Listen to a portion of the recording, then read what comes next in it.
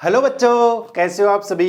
तो अभी तक हमने वर्क के बारे में पढ़ लिया है, एनर्जी के बारे में पढ़ लिया है, एनर्जी कितनी फॉर्म हो सकते हैं उनके बारे में पढ़ लिया है, और काइनेटिक एनर्जी जो अपने सिलेबस का पार्ट है वो भी हमने पढ़ लिया है। तो मैं आज आपको कुछ एक क्वेश्चंस भी कराऊंगा और पहले थोड़ा सा रिवाइज कराता हूँ। तो हमने सबसे पहले देखा था वर्क, है ना। वर्क कई टाइप से हो सकता है। मैंने बोला था कि कोई आपका क्या होता है, मेंटल वर्क कर रहा है, ठीक है नहीं, बुद्धि का ज्यादा प्रयोग कर रहा है, कोई फिजिकल वर्क कर रहा है। तो अपन फिजिक्स के अंदर भी फिजिकल वर्क लेने वाले हैं, जिसके अंदर किसी ऑब्जेक्ट का क्या होना चाहिए, डिस्प्लेसमेंट फोर्स लगाने पे। तो जो वर्क डन आया था W बराबर वो कितना आया था, फोर्स इंटू डिस्प्लेसमेंट, यही आया था ना, बल गुणा विस्थापन। लेकिन इसको ज्यादा अच्छे से कैसे बोलेंगे, फोर्स इनटू में displacement in the force direction, बल की दिशा में विस्थापन। और ये तीन टाइप का हुआ था, कैसे कैसे, पॉजिटिव हुआ था, नेगेटिव हुआ था और जीरो हुआ था। पॉजिटिव कब होता है, जब फोर्स और डिस्प्लेसमेंट दोनों एक ही डायरेक्शन में लगे तो वर्क कैसा रहता है, पॉजिटिव। जब फोर्स और डिस्प्लेसमेंट दोनों अपोजिट डायरेक्शन में लगे, एक दूसरे के विपरीत, तो कैसा आएगा, नेगेटिव आएगा। और जब फोर्स और आपका डिस्प्लेसमेंट एक दूसरे कैसे होए, अगर दोनों के बीच में एंगल कितना हो जाए, 90 डिग्री परपेंडिकुलर हो जाए, तो कैसा आता है, जीरो वर्क आता है। हमने कुछ एक क्वेश्चंस भी कर लिए थे और भी कर लेंगे आज। उसके अलावा हमने देखा था एनर्जी, और उसमें सबसे पहले देखा था काइनेटिक एनर्जी। तो काइनेटिक एनर्जी क्या होता है, किसी भी ऑब्जेक्ट का काइनेटिक एनर्जी लिखना है तो कैसे लिखते थे, किसी टाइम इंस्टेंट पे उसके पास जो स्पीड है, यहाँ स्पीड में इसलिए यूज कर रहा हूँ क्योंकि काइनेटिक एनर्जी भी एक स्केलर क्वांटिटी है। वर्क की काइनेटिक एनर्जी या एनर्जी कोई फॉर्म, उन सब की जो एनर्जी जो यूनिट होती है वो जूल ही है, ठीक है ना, ऐसे unit half m v square. बात समझाएगी ना, हाफ एम वी स्क्वायर। अब ये क्या है, half m v square into में हमने एम से मल्टीप्लाई किया था, एम से डिवाइड किया था, तो ये कितना बन गया था, पी स्क्वायर बाई 2m। ये मोमेंटम के फॉर्म में आ गया। तो इसका मतलब जिस ऑब्जेक्ट के पास मोमेंटम है उसके पास क्या है, काइनेटिक एनर्जी है एक तरीके से। एंड बस यही चीज थी, इस पी को √2m के भी लिख सकते हैं, इतनी चीज थी। एक सबसे अच्छी चीज बताई थी मैंने कि work done by all forces, यानी सभी बलों द्वारा किया गया कार्य, वो क्या होता था, चेंज इन काइनेटिक एनर्जी। कैसे निकाला था, याद ही होगा। तो वो W वर्क डन कैसे आता है, half m v square minus half m u square. बस सभी बलों द्वारा किया गया कार्य, work done by all the forces is equal to change in kinetic energy. Very very very important, okay, याद कर लीजिए फिर से, work done by all the forces is equal to change in kinetic energy. सभी बलों द्वारा किया गया कार्य उसकी गतिज ऊर्जा में परिवर्तन के बराबर होता है। मेरे ख्याल से आपको अच्छे से याद हो गया होगा, work done by all force is equal to change in kinetic energy. अब कुछ एक क्वेश्चंस ले लेते हैं जो बुक के हैं और वो अंदर वाले क्वेश्चंस हैं, ठीक है ना, जो सोल्ड वाले एग्जांपल्स हैं। फिर भी अपन एक बार करने का ट्राई करेंगे उनको, ताकि आपके लिए ये एक तरीके से अच्छे से रिवाइज हो जाए कि क्वेश्चन कैसे कैसे आपसे पूछे जा सकते हैं, ठीक है ना। हाँ, तो चलो मैं क्वेश्चन देख रहा हूँ इसके अंदर। जो 11.1 है, किधर गया भाई 11.1, ये रहा। ये बोल रहा है कि एक ऑब्जेक्ट है, उसके ऊपर 5 न्यूटन का फोर्स लग रहा है, ठीक है ना, और उसका फोर्स की डायरेक्शन में, देखो यहाँ लिखा हुआ है फोर्स के डायरेक्शन में, in the direction of force 2 metre का क्या है, डिस्प्लेसमेंट हुआ। तो S बराबर क्या हो गया, 2 मीटर, और फोर्स इज इक्वल टू लगाया है 5 न्यूटन, ठीक है ना। ध्यान से देखो क्या बोल रहा है, फोर्स की डायरेक्शन में डिस्प्लेसमेंट, इसका मतलब जो वर्क डन आएगा वो कैसा आने वाला है, पॉजिटिव आने वाला है। हाँ, अब ये बोल रहा है लगातार वस्तु पर बल लगता रहे तो समीकरण, बस कुछ नहीं है, ये आपसे क्या पूछवाना चाह रहा है, वर्क डन पूछवाना चाह रहा है। तो work done is equal to क्या हो जाएगा, फोर्स इंटू डिस्प्लेसमेंट। फोर्स कितने का है, 5 न्यूटन, इंटू में ये डिस्प्लेसमेंट 2 का हो गया, कितना है, वर्क डन आ गया। बोल रहा है कि जितनी देर, मतलब ये 2 मीटर तक जब तक डिस्प्लेस हुआ तब तक वो लगता रहा 5 न्यूटन। ऐसा नहीं है कि लगाया छोड़ दिया, ऐसा नहीं है, लगाने और छोड़ने के बाद तो उसकी काइनेटिक एनर्जी बदलेगी ही नहीं, वो वाला चीज भी इसके अंदर सम्मिलित है। वैसे बहुत सिंपल है, 11.1 हो गया भाई, ठीक है ना। अब मैं करवाता हूँ 11.2। एक कुली क्या है भाई, 15 kg का जो सूटकेस है, उसको मतलब जमीन पे रखा हुआ, उसको उठाता है, उठा के कहाँ रख लेता है, अपने सर पर रख लेता है। तो उसके द्वारा किया गया वर्क डन पूछ रहा है। तो देखो ये आपका कुली है एक तरीके से, और यहाँ पे क्या रखा हुआ है, जो सूटकेस है वो रखा हुआ है, ठीक है ना। इसको उठाएगा और यहाँ पे वो सर पे रख लेगा। तो ये कितना हाइट है इसका, 1.5 मीटर। कितना हाइट है, 1.5 मीटर, 1.5 मीटर। तो हाइट कितना चला गया, मतलब ये डिस्प्लेसमेंट, इस ऑब्जेक्ट का डिस्प्लेसमेंट कितना हुआ, 1.5। अब उसने फोर्स कितना लगाया, ये सोचने वाली बात है। उसने दिया नहीं है कि इतना फोर्स लगाया, बस ऐसे बोला है कि इसका मास कितना है, 15 kg है। अब ये बताओ अगर 15 केजी है तो जैसे ही हम इसको उठाएंगे तो हवा में आएगा, और अगर हवा में आ रहा है तो नीचे की ओर एक फोर्स लगेगा ना जिसको बोलेंगे 15G। अरे mg नाम है ना, m तो 15 हो गया और g है, तो एक फोर्स लग रहा है नीचे की ओर 15G, ठीक है ना। अब इसको बैलेंस तो करना पड़ेगा। अरे इसको उठाना है तो कम से कम देखो ये 15 इंटू जी को मैं अगर 10 मान लूं, जैसे यहाँ पे इन्होंने कितना माना है 10 ही माना है, ठीक है ना, तो मैं भी 10 मान लेता हूँ, तो कितना जाएगा ये आएगा 150 न्यूटन। अब बताओ अगर इस ऑब्जेक्ट पे नीचे की ओर 150 न्यूटन लग रहा है तो तुम्हें ऊपर की ओर कितना लगाना पड़ेगा? अगर 100 लगाओगे तो उठेगा नहीं, नीचे की ओर ज्यादा नहीं उठेगा। अगर 150 लगाओगे तो हाँ, तब क्या आ जाएगी, इक्विलिब्रियम आ जाएगी एक तरीके से, हाँ, कि इसके ऊपर नेट फोर्स 0 जाएंगे। उसके बाद ये कांस्टेंट वेलोसिटी, तो एटलीस्ट आपको 150 न्यूटन तो लगाना पड़ेगा ना, कम से कम आपको कितना लगाना पड़ेगा? 150 न्यूटन तो लगाने पड़ेगा अगर इसको उठाना है। तो जो ऊपर की ओर कूली ने फोर्स लगाया, एक्सटर्नल फोर्स बोलते हैं उसे, बाह्य बल बोलते हैं। तो ये जो आ रहा है एक्सटर्नल या कूली वाला जो बल आ रहा है, फोर्स आ रहा है, वो कितना होना चाहिए? 150 होना चाहिए। अब देखो कूली ने बल किधर लगाया, फोर्स किधर लगाया? ऊपर की ओर। डिस्प्लेसमेंट किधर हुआ? ऊपर की ओर। तो कूली का वर्क डन पॉजिटिव आएगा नेगेटिव? पॉजिटिव आएगा। तो कितना आ जाएगा? वर्क डन बाई कूली लिख देता हूं मैं, ठीक है ना। कितना आएगा? फोर्स कितना है 150 इंटू में डिस्प्लेसमेंट कितना है 15, 15 5 75, कितना हो गया? 175 हो गया क्या? नहीं नहीं नहीं नहीं, नहीं। अच्छा एक मिनट कुछ गड़बड़ी कर दी है। 150 तो ये आ जाएगा, फिर आधा और कर दो 75, 225 हो गया। अच्छा 15 15 225 होता है, ठीक है। 225 जूल, सॉरी न्यूटन नहीं, जूल वर्क है ना, इसलिए। अब अगर कोई ये पूछ लेता इसी क्वेश्चन में कि बताओ ग्रेविटी ने कितना वर्क डन किया, या आपका जो ग्रेविटेशनल फोर्स लग रहा है वो कितना लग रहा है mg, उसने कितना वर्क डन किया, तो वो लगा नीचे, डिस्प्लेसमेंट हुआ ऊपर, तो नेगेटिव आएगा। फोर्स तो इतना ही है, डिस्प्लेसमेंट पता ही है, नेगेटिव में इतना आ जाए, कितना आएगा? -2 to 5 जूल। मतलब कि अपन को पॉजिटिव नेगेटिव भी देखना आना चाहिए। ये हम समझ गए होंगे। अब मैं 11.3 करवा देता हूँ आपको, ठीक है। किधर गया? एनर्जी के फॉर्म आ गए। 11.3 क्या बोल रहे? देखो 15 केजी एक मास का ऑब्जेक्ट है, मास है उसका 15 केजी। तो m बराबर, जैसे ही पता लगता है m बराबर कितना हो गया 15 केजी, बढ़िया है सर। और उसकी स्पीड कितनी है 4 मीटर पर सेकंड। काइनेटिक एनर्जी, अरे भाई क्या ही पूछ लिया इसमें, तो हाफ m v स्क्वायर कर देंगे।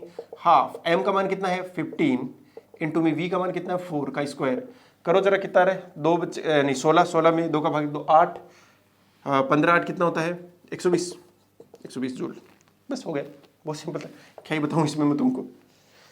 ये बोल रहा है अगला क्वेश्चन, बढ़िया। एक कार का मास है 100 केजी, 1500 किलो, बढ़िया है सर। उसको स्पीड जो है इनिशियली वो कितना है 30 किलोमीटर पर आवर, kmph या किलोमीटर पर आवर, ऐसे लिख सकते हैं। से फाइनल वेलोसिटी कितनी होगी 60 किलोमीटर पर आवर। अब कितना वर्क डन करना पड़ेगा? बस कुछ भी नहीं, हमने अभी भी पढ़ा है ना कि work done by all forces is equal to change in kinetic energy. देखो अपन को पता है m का मान कितना है 1500, v का मान पता है क्या, u का मान पता है क्या, u है 30 और v है 60, रख दो आंसर आ जाएगा। लेकिन ऐसे रखोगे ना, अगर v की जगह 60 रख दिया और u की जगह 30 रख दिया, काम हो जाएगा। काम इसलिए हो जाएगा क्योंकि किलोमीटर पर आवर में है और ये भी किसमें, किलोमीटर पर आवर में है। इसको मीटर पर सेकंड में बदलना आना चाहिए। और मैंने बताया था पिछले लेक्चर में कि अगर कोई आपको स्पीड किलोमीटर पर आवर में गिवन है तो उसको मीटर पर सेकंड में बदलने के लिए 5/18 से मल्टीप्लाई करते हैं। फिर से सुन लीजिए, किलोमीटर पर आवर को मीटर पर सेकंड में कन्वर्ट करने के लिए अपन 5/18 से मल्टीप्लाई करते हैं। ये आया कैसे था वो मैंने वहां डिस्कस किया, तो बार बार इस चीज को डिस्कस नहीं करेंगे। तो ध्यान से देखेंगे ये कितनी बार गया, 6 से डिवाइड हो रहा है ना, तो 6 5 30 होता है और ये देखो 3 25/3, ये 25/3 कितना होता है 25/3 ही लिख देता हूँ फिलहाल के लिए। तो ये मीटर पर सेकंड आ गया। v निकालेंगे तो 60 इंटू में 5/18, डबल आ जाएगा इसका 50/3 मीटर पर सेकंड, इसमें कुछ नहीं। अरे डबल हो गया ना तो ऑटोमेटिकली डबल ही आ जाएगा। ठीक है सर, ये बात हमें समझ में आ रही है। तो अब निकाल देते हैं वर्क डन। जैसे ही मैं वर्क डन निकालने जाऊंगा तो आएगा हाफ और m, ये दोनों में तो कॉमन ही आ गया ना, हाफ m, अंदर क्या बचा v square minus u square, यही बचा ना। ठीक है सर, हाफ m का मान कितना है 1500 इंटू में v स्क्वायर, v का स्क्वायर कर दो तो 50/3 का स्क्वायर माइनस 25/3 का स्क्वायर, यही करेंगे ना। बहुत बढ़िया सर, समझ आ रहा है हमें।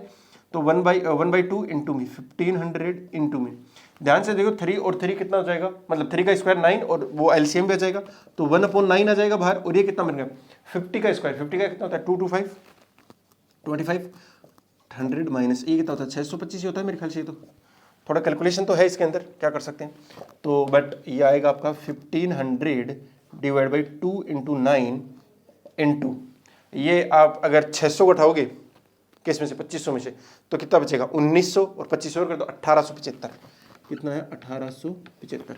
थोड़ा कैलकुलेशन तो है, क्या करें, बट ये जो है मेरे ख्याल से एक मिनट आपका जो आंसर आ रहा है तो वो लगभग मैं सीधा कैलकुलेट करता हूँ मोबाइल के अंदर, देखिए है मेरे पास सॉल्यूशन, ये आएगा 156,250 जूल। कैसे करते हैं देखो, तो काटापेटी कर लीजिए, जैसे इसको काटोगे तो कितना आएगा 750 आएगा। हाँ इसमें तो नहीं जा रहा है, इसमें जा रहा है क्या, ध्यान से देख लीजिए कि इनका सम कितना हो रहा है, सम हमारा 9 और 7 16 25 नहीं जा रहा, इसके अंदर 9 का भी मेरे ख्याल से नहीं जाएगा, ठीक है थोड़ा देखना पड़ेगा, नहीं जाएगा ना, फ्रैक्शन नहीं आ रहा, हाँ तो जाएगा, इसमें के अंदर भी जाएगा, ठीक है बढ़िया, दे लीजिए एक बार डिवाइड कर लीजिए, आपका आंसर आ जाएगा, ठीक है बहुत बढ़िया। अब अगला जो है अपना, मैं क्वेश्चन और देख लेता हूँ, और कोई क्वेश्चन भी है क्या, नहीं है और कुछ क्वेश्चन, पोटेंशियल एनर्जी, तो अब इसके बारे में बात कर लेते हैं। पोटेंशियल एनर्जी थोड़ा सा, ये पोटेंशियल एनर्जी कई टाइप की हो सकती है, जैसे elastic potential energy, gravitational potential energy, electrostatic potential energy, और भी बहुत बतेरी हो सकती है भाई। अच्छा ऐसा है क्या, लेकिन अभी अपन ग्रेविटेशनल पे अपन फोकस करने वाले हैं, ठीक है।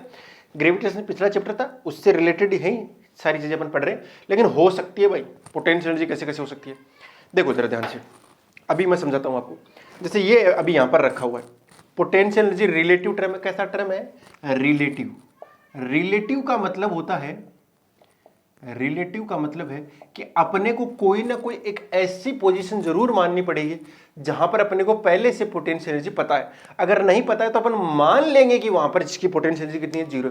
अगर मैं अभी इससे पूछूं, आपसे पूछूं कि तुम बताओ ये जो डस्टर भी यहां पर रखा हुआ है इसकी पोटेंशियल एनर्जी कितनी है, तो पता नहीं है, हमें पता नहीं है, क्योंकि हमें कहां से बतानी है ये नहीं पता।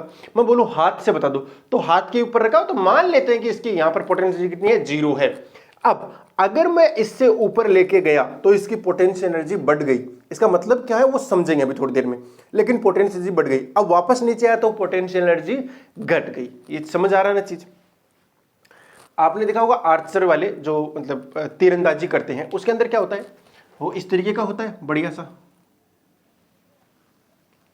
ठीक है ना, और यहां पे से बांध के रखते हैं उसको, और इस वाले जो स्ट्रिंग होती है, धागा होता है, जो तार होता है, इस तार को क्या करते हैं वो पीछे की ओर से खींचते हैं, जोर से खींचते से, और यहां पे क्या होता है वो एरो होता है।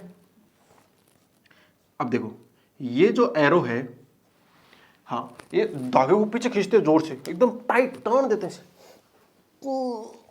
अब इस तार के अंदर अगर ध्यान से देखो ना, इस तार के अंदर एकदम तना हुआ ना, इस तार के अंदर जो एनर्जी स्टोर्ड है अभी, उसको बोलते हैं उसकी पोटेंशियल एनर्जी, ठीक है ना। हाँ वो किस रूप की है वो बात अलग है, कि जो पोटेंशियल एनर्जी है ना वो किस फॉर्म में स्टोर हुई है वो अलग बात है।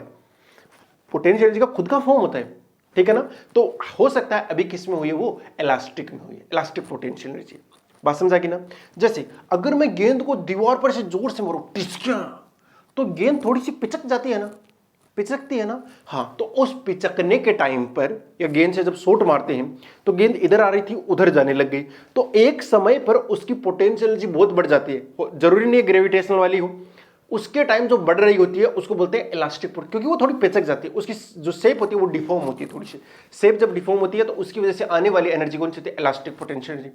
बलून को जब फुलाते हैं तब भी उसके अंदर उसकी जो वाल्स होती हैं उसमें क्या आ जाती है, पोटेंशियल एनर्जी आ जाती है। फॉर्म कुछ अलग हो सकता है, कोई जरूरी कोई दिक्कत वाली बात नहीं है।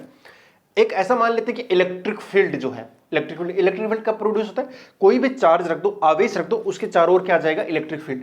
अब उसके अंदर किसी दूसरे चार्ज को लेके आएंगे तो उसके ऊपर फोर्स वगैरह लगेगा, ऐसा फोर्स लगेंगे, ऐसा बोलूंगा मैं कि उसके अंदर क्या आ रही है, पोटेंशियल एनर्जी भी आ रही है। उसको बोलते हैं इलेक्ट्रोस्टैटिक पोटेंशियल एनर्जी, ठीक है ना। अब मैंने जब इसको जमीन से ऐसे धीरे धीरे ऊपर की ओर उठाया तब इसके अंदर पोटेंशियल एनर्जी आई, तो ये कोई कहीं से खींचा कुछ हुआ क्या, नहीं हुआ।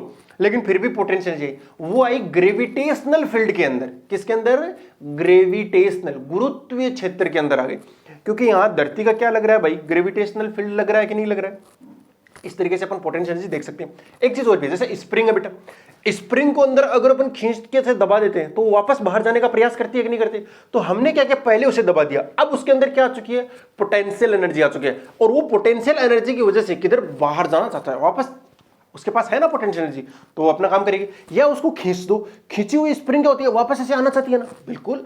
अरे कोई भी स्प्रिंग जो होती है वो हमेशा अपनी नेचुरल लेंथ का मतलब है जिसके लिए उसे बनाया गया है, जितनी लेंथ में उसे बनाया गया है। जैसे 10 सेंटीमीटर की स्प्रिंग बना दी हमने, तो वो उसकी क्या मान लेंगे? Natural length. अगर हमने उसकी लेंथ को कम किया, 10 से मान लेते हैं कि 5 किया, या 6 किया, 7 किया, 10 से कम कर दिया, तो वो एक तरीके से दब गई है, कंप्रेस्ड स्प्रिंग हो गई। तब भी उसके अंदर क्या आएगी? पोटेंशियल एनर्जी स्टोर हो जाएगी। और अगर हम उसकी लेंथ को 12 13 14 सेंटीमीटर कर देते हैं, तब भी उसके अंदर पोटेंशियल एनर्जी इंक्रीज होगी, और उस पोटेंशियल एनर्जी को भी अपन क्या बोलते हैं? मतलब वही पोटेंशियल एनर्जी है एक तरीके से, ठीक है ना? हाँ। अब ये आती कहां से? ये आती कहां से? बेसिकली अपन जो अपन यहां पर पढ़ने वाले हैं उसके बारे में चर्चा कर लेते हैं कि पोटेंशियल एनर्जी आ कहां से रही। हाँ, और दूसरी बड़ी बात, इसके लिए अपन को क्या मानना पड़ेगा? एक रेफरेंस पॉइंट, एक रिलेटिव टर्म है, तो एक क्या मानना पड़ेगा? Reference point. क्या मानेंगे अपन इसमें अंदर? Reference point.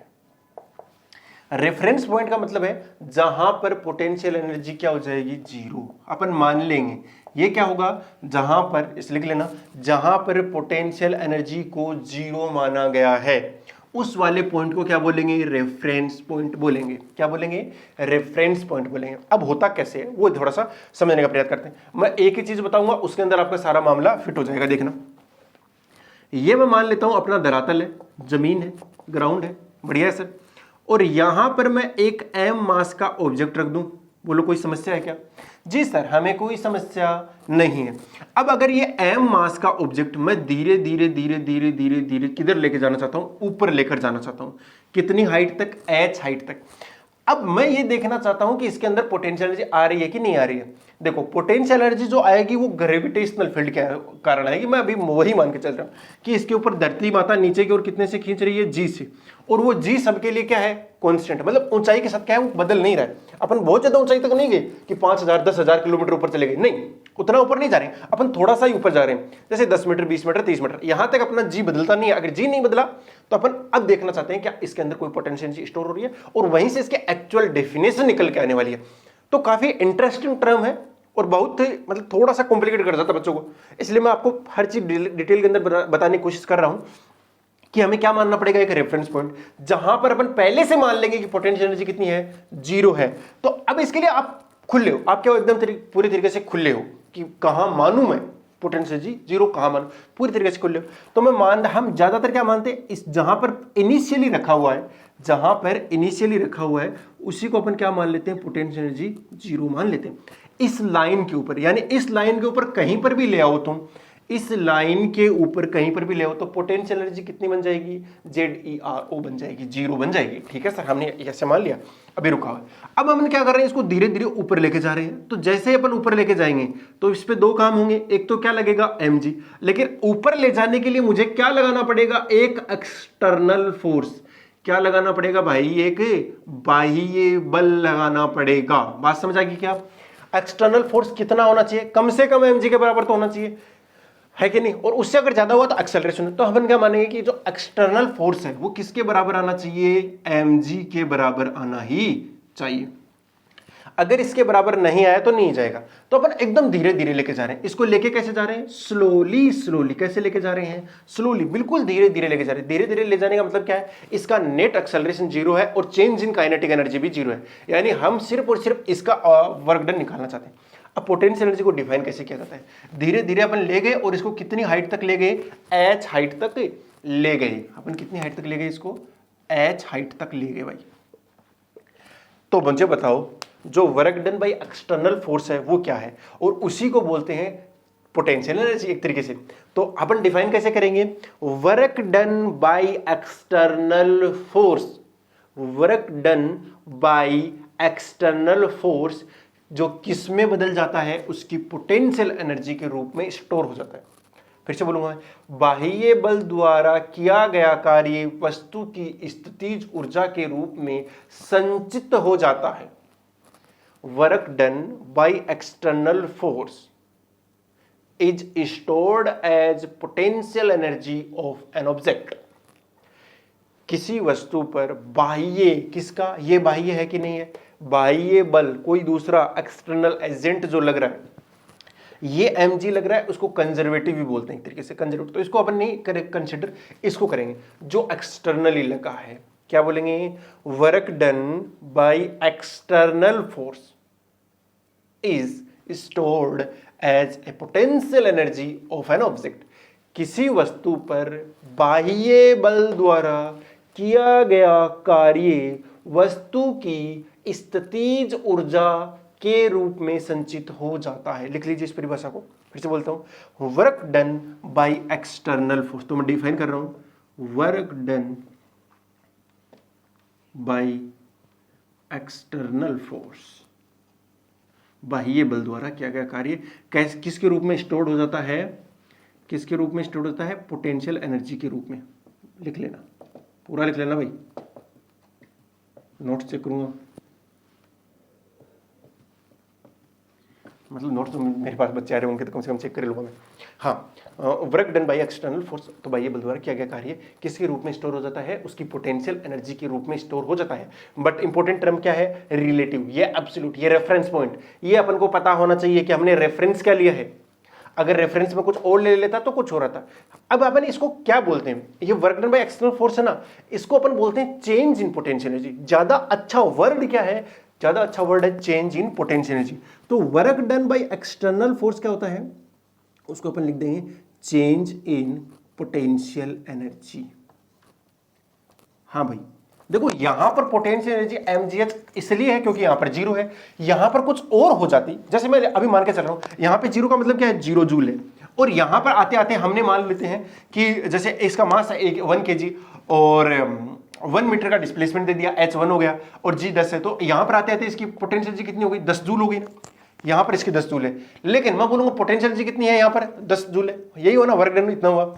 अब अगर किसी दिन मैं बोलता ये 0 जूल नहीं है, यहां पर पोटेंशियल 0 नहीं है, यहां पर है 10 जूल, तो यहां की पोटेंशियल एनर्जी कितनी हो जाती, 20 जूल। अरे डिफरेंस 10 का आएगा, जो डिफरेंस आ रहा है ना इन दोनों का अंतर, वो हमेशा कितना आएगा, 10 आएगा, तो वो अंतर आएगा ना इनका दोनों का अंतर, उसे ही बोलते हैं work done by external force. इसको क्या बोलेंगे भाई, बाह्य बल द्वारा किया गया कार्य उसकी स्थितिज ऊर्जा में परिवर्तन के बराबर होता है। ज्यादा अच्छा क्या है, स्थितिज ऊर्जा में परिवर्तन के बराबर, change in potential energy.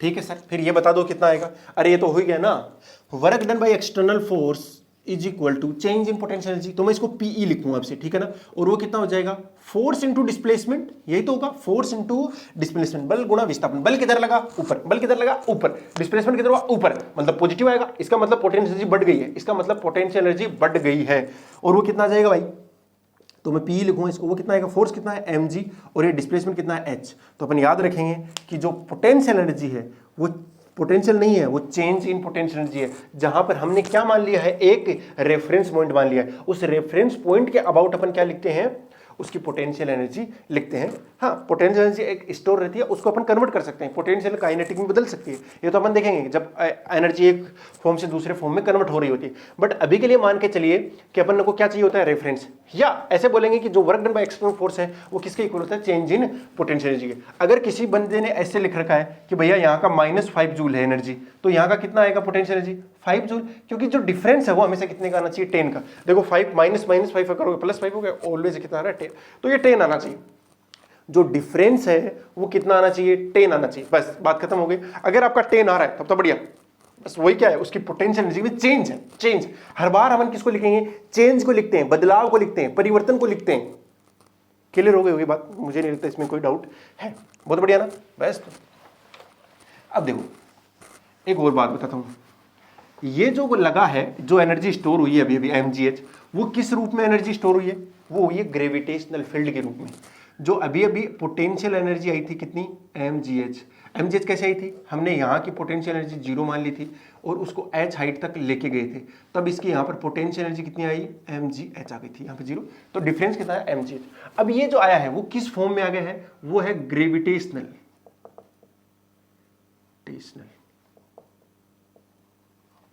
Field, है ना, गुरुत्व क्षेत्र, इस रूप में आ गई है। वो एनर्जी जो आई है वो किस रूप में आई है, ग्रेविटेशनल फील्ड। जैसे कैपेसिटर होता है, आपने नाम सुना होगा, जब देखा होगा, जैसे फैन लगा होता है उसके साइड में एक सेल लगा होता है, उस सेल नहीं होता, वो कैपेसिटर होता है, और उस कैपेसिटर होता है उसके अंदर एनर्जी स्टोर होती है, बेसिकली चार्ज होता है। तो चार्ज की वजह से क्या होता है, एनर्जी स्टोर होती है, वो किस रूप में होती है, इलेक्ट्रिक फील्ड की फॉर्म में होती है। किस फॉर्म में होती है, इलेक्ट्रिक फील्ड की फॉर्म में होती है। वैसे यहां पर जो एनर्जी स्टोर हुई वो ग्रेविटेशनल फील्ड की फॉर्म में हुई है। बात समझा कि ना, हाँ। इस तरीके से क्या होता है, किसी न किसी फील्ड के रूप में एनर्जी स्टोर हो रही होती है वहां पर, ठीक है ना, उसमें बदलाव की वजह से।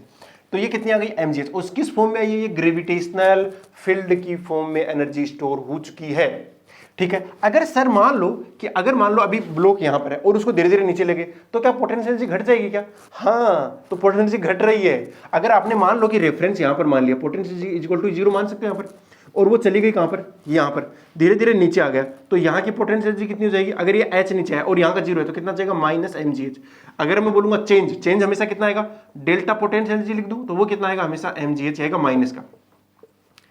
क्यों सर, अगर मैं इधर से इधर ला रहा हूं तो mg लगेगा इधर, एक्सटर्नल फोर्स लगेगा इधर, तो जो एक्सटर्नल फोर्स है वो तो लग रहा है ऊपर की ओर, डिस्प्लेसमेंट हो रहा है नीचे की ओर, तो क्या इसका वर्क डन नेगेटिव नहीं आ रहा क्या, और इसका जो वर्क डन होता है वही क्या होता है, चेंज इन पोटेंशियल एनर्जी होता है, चेंज इन पोटेंशियल एनर्जी होता है, ठीक है ना। ये एब्सोल्यूट मत डिफाइन कर देना तुम पोटेंशियल एनर्जी को, बस ये क्या होती है, एक रिलेटिव टर्म होती है। और आप कितना याद रखोगे, आप याद रखोगे mgh होता है, कितना होता है, mgh होता है। अभी कुछ एक क्वेश्चन है वो कर लेते हैं, उसके अलावा कुछ नहीं इसके अंदर, ठीक है ना। हाँ, एक चीज और मेरे को बतानी थी, क्वेश्चंस तो कर लेते हैं। कितने क्वेश्चन है, एक क्वेश्चन है क्या, 11.6 11.5 दो क्वेश्चन है, अभी निपटा दूंगा मैं क्वेश्चन तो। हाँ, एक चीज और बतानी थी, जैसे हमने यहाँ का हमने कितना मान लिया, पोटेंशियल एनर्जी 0 मान लिया है, कितना मान लिया है, 0 मान लिया है, और ये अपना ब्लॉक यहाँ पे प्लेस्ड है, ठीक है, और यहाँ का कितना है, h हाइट के ऊपर mgh है। इसका मतलब है कि अगर मैं यहाँ से लेकर यहाँ तक लेके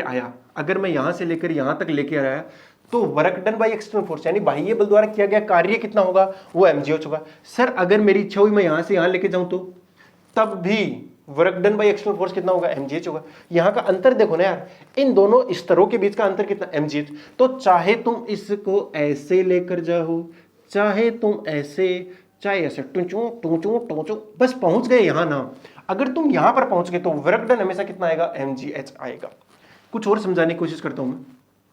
जैसे ऐसे एक क्या है, इंक्लाइन प्लेन है, ठीक है ना। हाँ, अब क्या करते हो तुम, एक बार क्या करते हो, इस ब्लॉक को उठा के धीरे धीरे यहां से यहां लेके गए, बढ़िया है सर। एक बार क्या करते हो, ब्लॉक को इधर से इधर लेके गए, दोनों ही कंडीशन में जो वर्क डन आएगा वो सेम आएगा। अगर मैं ये हाइट h मान लूं और ये m मान लूं, तो तुम इधर से इधर ले जाओ, चाहे इधर से इधर ले जाओ, दोनों ही कंडीशन में क्या आने वाला है, सेम आने वाला, work done by external force.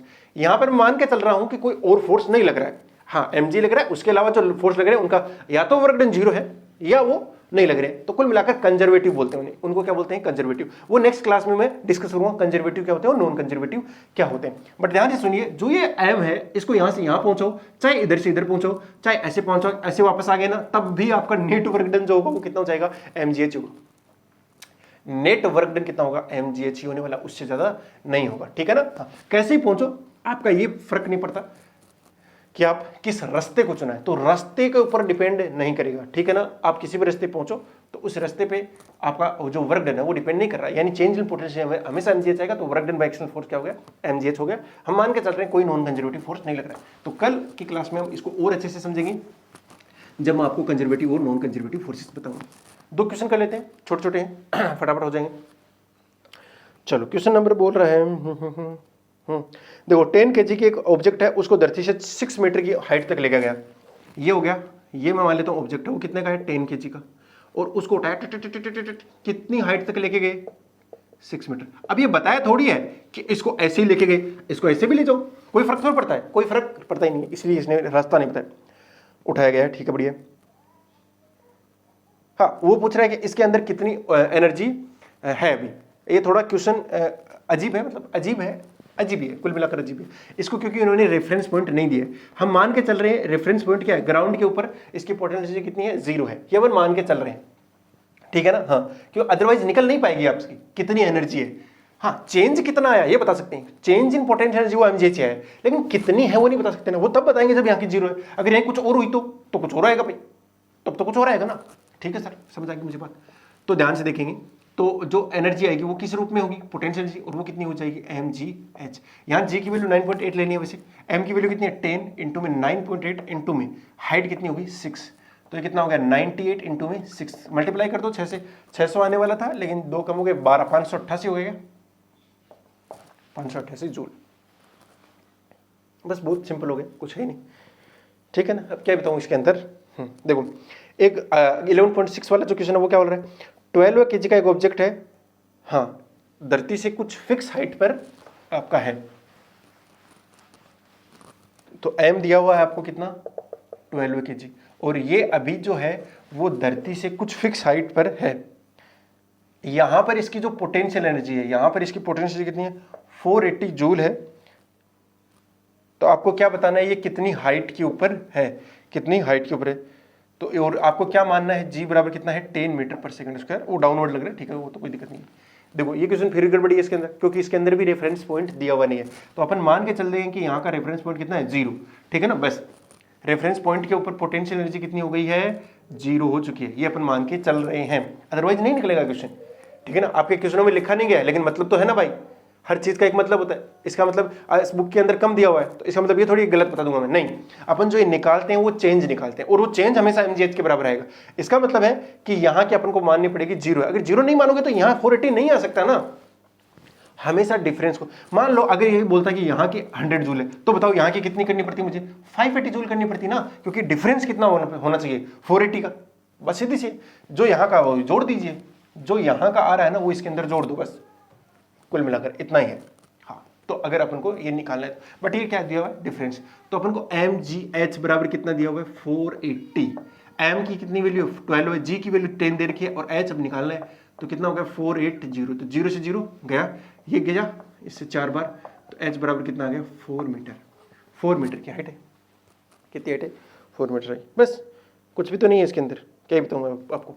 अब जरा इसके अंदर नेक्स्ट आपका दिया हुआ है कि अपन एनर्जी की फॉर्म, एक फॉर्म से दूसरे फॉर्म में कैसे कन्वर्ट कर सकते हैं, एंड उसके लिए अपन को लॉ भी पढ़ना पड़ेगा एनर्जी कंजर्वेशन। उसके लिए मैकेनिकल एनर्जी आएगी, वो अपन डिफाइन करने वाले। अभी जो अपन यहाँ पढ़ेंगे वो मैकेनिकल एनर्जी पढ़ेंगे, जिसके अंदर ये पोटेंशियल एनर्जी पढ़ेंगे और काइनेटिक एनर्जी, उन दोनों का सम में से क्या होना चाहिए कॉन्स्टेंट, जब कोई नॉन कंजर्वेटिव फोर्स ना लग रहा हो। अब फोर्स कंजर्वेटिव नॉन कंजर्वेटिव ये बताने पड़ेंगे पहले, तो मैं हर चीज़ बताने वाला हूँ। अगर कोई टर्म बीच में आता है, उससे रिलेटेड जो चीज़ है, अगर वो आपको नहीं बताई जा रही है, तो इसका मतलब कहीं ना कहीं आप कुछ चीज मिस कर दोगे। जैसे मैं बोलो मोमेंटम कंजर्वेशन कब लगता है, जब एक्सटर्नल फोर्स क्या होना चाहिए 0, और एक्सटर्नल और इंटरनल कैसे डिसाइड करते हैं, सिस्टम से डिसाइड करते हैं। सिस्टम पहले पता होगा तो एक्सटर्नल और इंटरनल पता ही लग जाएंगे। बस तो वैसी ही चीजें यहाँ पर है, तो हर चीज आपको पता होनी चाहिए। और हर लेक्चर अगर आपको नहीं समझ आ रहा तो एटलीस्ट 2 बार देखिए, 2 बार देखें। और 2 बार देखने का तरीका क्या होना चाहिए, सही बता रहा हूँ, 2 बार देखें। पहली बार मेरे वाले लेक्चर को कोई भी बच्चा डबल की स्पीड में ना देखे, 1.75 में ना देखे, 1.5 में ना देखे। अगर थोड़ा ठीक ज़्यादा ही समझ में आ रहा है कि लग रहा है कि बहुत स्लो है, तो 1.25 कर ले, उससे ज़्यादा ना करें, क्योंकि मैं ऑलरेडी मेरी स्पीड थोड़ी ज़्यादा ही रखता हूँ। किसी बच्चे को कम लग रहा है, कम समझ में आ रहा है, तो स्पीड कम भी कर सकता है भाई, ठीक है ना, थोड़ी कम कर सकता है, ताकि वर्ड जो एकदम क्लियरली दिमाग के अंदर घुसे, ठीक है। तो आप क्या करना, ज़्यादा स्पीड के अंदर वीडियोस नहीं देखने, पहली बार एकदम 1 की स्पीड में लगा लो और एकदम क्लियरली उसको देख लो, बैठे बैठे, कुछ भी लिखना नहीं है, एकदम बढ़िया तरीके से देख लिया, पूरे को अंदर खो जाना है। उसके बाद में क्या करना है, उसी वीडियो को दूसरी बार देखना है, लेकिन इस बार पेन पेपर लेना है और उसको अच्छे से लिख डालना है। बात समझाएगी ना, उसको जितना अच्छे से लिख सकते हो उतना अच्छे से लिख देना है। बात समझाएगी कि हाँ, इस बार स्पीड को 1.5 कर लेना, ताकि आपका टाइम बचेगा और नोट्स बन जाएंगे। इससे क्या होगा, 2 बार तो आपने तुरंत का तुरंत रिवीजन कर लिया, तीसरी बार लिखने में हो गया, और चौथी बार क्लास लेने से पहले एक बार देख लेना भाई उनको क्या लिखा था कल। ऐसा आपको दिमाग के अंदर एक फिजिक्स आएगी ना जिसकी हालत नहीं। थोड़ी चीजें होती हैं वो याद करने वाली होती है, कुल मिलाकर रटने वाली होती हैं। स्टार्टिंग में क्या होता है, इतना आपका माइंड अभी डेवलप हुआ नहीं होता है कि आप हर चीज को समझ ही लो, ठीक है ना। तो कुछ चीजें रटनी भी होती हैं भाई, रटने का मतलब होता है याद करनी होती हैं। अब मैं समझा तो हर चीज रहा हूं, देखो ये डिफरेंस लेना, आपको हर बार mgh नहीं लेना होता है, वो डिफरेंस mgh के बराबर आएगा, डिफरेंस mgh के बराबर आएगा। लेकिन फिर भी क्या बच्चे याद कर लेते हैं, बस mgh आएगा, यहाँ पर है साइड पे, अरे भाई कहाँ से है h, एच कहां से है ये भी तो है, और जहां से है वहां पर अपन रेफरेंस के लिए पोटेंशियल को क्या मान लेते हैं, जीरो। अगर यहां जीरो नहीं माना है ना तो पोटेंशियल कुछ और आएगी, बात को समझिए, क्योंकि जो डिफरेंस है वही 480 आएगा, यहां और यहां की वैल्यू बदल सकती है, और ये बहुत अच्छी चीज है, इसका मतलब हमें अच्छे से पता हो रही है चीजें, ठीक है। और इसके अंदर आपके जो क्वेश्चंस आपको मिल रहे हैं बेटा वो करते जाएंगे, जो नीचे क्वेश्चंस मिलते हैं आधे घंटे में या 45 मिनट के अंदर वो लिंक आ जाता है कमेंट के अंदर, और डिस्क्रिप्शन के अंदर नहीं डाला तो डल जाएगा, बट कमेंट के अंदर तो आ ही जाता है, ठीक है ना। चलो बेटा, wishing you all the very best, मिलते हैं नेक्स्ट क्लास में, तब तक के लिए बाय।